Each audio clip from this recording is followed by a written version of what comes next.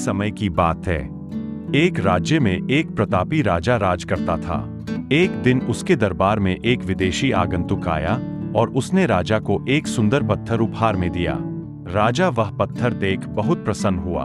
उसने उस पत्थर से भगवान विष्णु की प्रतिमा का निर्माण कर उसे राज्य के मंदिर में स्थापित करने का निर्णय लिया और प्रतिमा निर्माण का कार्य राज्य के महामंत्री को सौंप दिया।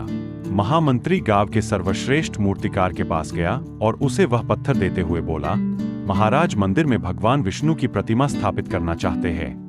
के मंदिर में स्थापित करने का निर्णय लिया और प्रतिमा निर्माण का कार्य राज्य के महामंत्री को सौंप दिया। महामंत्री गांव के सर्वश्रेष्ठ मूर्तिकार के पास गया और उसे वह पत्थर देते हुए बोला, महाराज मंदिर में भगवान विष्णु की प्रतिमा स्थापित करना चाहते हैं। प्रारंभ करने के उद्देश्य से अपने औजार निकाल लिए। अपने औजारों में से उसने एक हथौड़ा लिया और पत्थर तोड़ने के लिए उस पर हथौड़े से वार करने लगा, किंतु पत्थर जस का तस रहा। मूर्तिकार ने हथौड़े के कई वार पत्थर पर किए, किंतु पत्थर नहीं टूटा।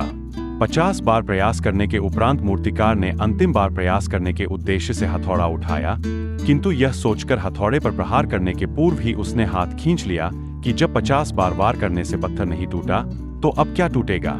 वह पत्थर लेकर वापस महामंत्री के पास गया और उसे यह कह वापस कर आया कि इस पत्थर को तोड़ना नामुमकिन है, इसलिए इससे भगवान विष्णु की प्रतिमा नहीं बन सकती।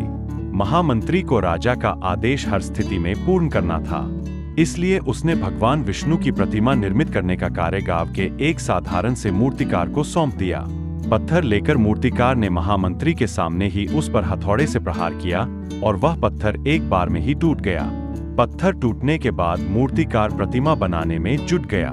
इधर महामंत्री सोचने लगा कि काश पहले मूर्तिकार ने एक अंतिम प्रयास और किया होता तो सफल हो गया होता और 50 स्वर्ण मुद्राओं का हकदार बनता। मित्रों, हम भी अपने जीवन में ऐसी परिस्थितियों से दो चार होते रहते हैं। कई बार किसी कार्य को करने के पूर्व या किसी समस्या के सामने आने पर उसका निराकरण करने के पूर्व ही हमारा आत्मविश्वास डगमगा जाता है और हम प्रयास किए बिना ही हार मान लेते हैं। कई बार हम एक दो प्रयास में असफलता मिलने पर आगे प्रयास करना छोड़ देते हैं, जबकि हो सकता है कि कुछ प्रयास और करने पर कार्य पूर्ण हो जाता या समस्या का समाधान हो जाता।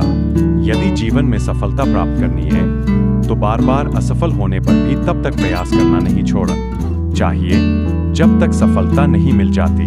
क्या पता जिस प्रयास को करने के पूर्व हम हाथ खींच ले वही हमारा अंतिम प्रयास हो और उसमें हमें कामयाबी प्राप्त हो जाए।